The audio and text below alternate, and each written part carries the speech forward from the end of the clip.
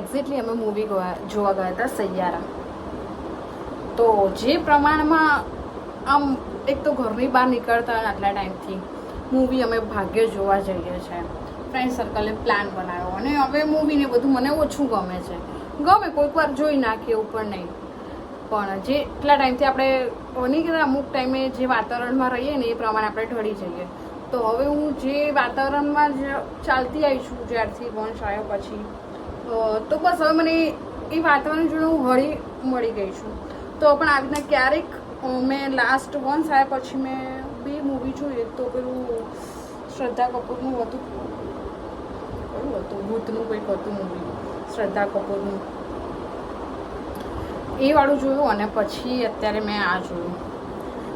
Excitement તો બહુ જ હતું મૂવી જોવાનું કે વાવ, બધા કે લવ સ્ટોરી છે અને બહુ જ મજા આવશે એમ. તો મેં કીધું ચલો જોઈએ. અને જે પ્રમાણમાં જોયા પછી પહેલાં તો મેં રિવ્યૂ જોયા જ નહીં, તો આમ ટેલરને એવું થોડું જોઈએ તો આપણને ખબર પડે કે શું છે એક્ઝેક્ટલી.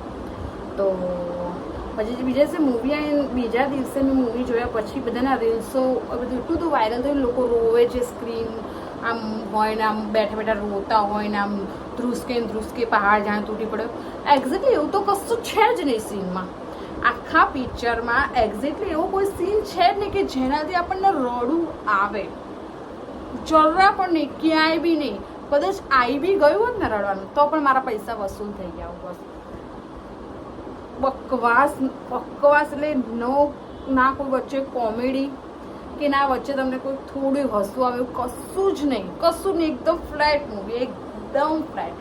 કશું જ આમ કોઈ એવું છે જ નહીં કે તમને આમ 3 સ્ટાર આપવાનું મન પણ થાય. મને તો વચ્ચે હતું કે ઊભી થઈને જતી રહું.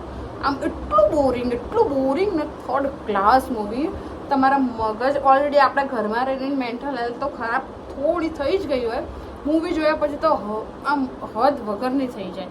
એક્ઝેક્ટલી બહુ જ ખરાબ મૂવી છે. મને તો નથી જ ગમે પર્સનલી. લોકો કેમ આટલું બધું વ્યૂ માટે અત્યારે ઇન્સ્ટાગ્રામ આવી રીતે આપણું વાયરલ થઈ છે, બધાના વિડીયો આવીના રોવે છે એટલે બધાનું થાય કે એવું તો શું છે મૂવીમાં, તો બધા રોવે છે ને એવું તો શું સીન છે. કશું જ નથી, કશું મૂવી નથી. તમારા પૈસા વેસ્ટ ઓફ થશે. એટલામાં તમે મસ્ત ખાઈ લેજો બર્ગર, પિઝા, પકોડી, મસ્ત ચાટ ખાઈ લેજો તો એ તમે ખુશ થશો. આમ દિલથી પેલાના પૈસા આપશો. બાકી મૂવીવાળાને તો તમે ગાળો જ આપવાનો છે. કારણ કે યાર એક તો કોઈક વાર મૂવી જોવા જવાનું હોય ને આવા મૂવી કશે સ્ટોરી જ નથી, કશું જ નથી. હમણાં કદાચ હું શેર કરી દઈશ તમને સ્ટોરી, તો મને તો કંઈક બિચારા જેને જોવા જવાનું મન હશે એ પણ સ્ટોરી ખબર પડી જશે તો નહીં થાય. પણ હું મારું માનવું છે એના કરતાં ઘરે જોઈ નાખજો મોટું. તમને એકદમ કંઈ ગમશે જ નહીં. બકવાસમાં મૂવી છે, એ મને નથી ગમ્યું. આ એક્ઝેક્ટલી મારા રિવ્યૂ છે. Okay guys, bye. તમારા પૈસા વેસ્ટ ના જાય એટલે હું તમને રિવ્યૂ અપાવી છું કે મારા ગયા છે એટલે મને બહુ જ દુઃખ થયું છે. તો તમારાય ના જાય. Okay guys, bye. Thank you so much. Lots of love.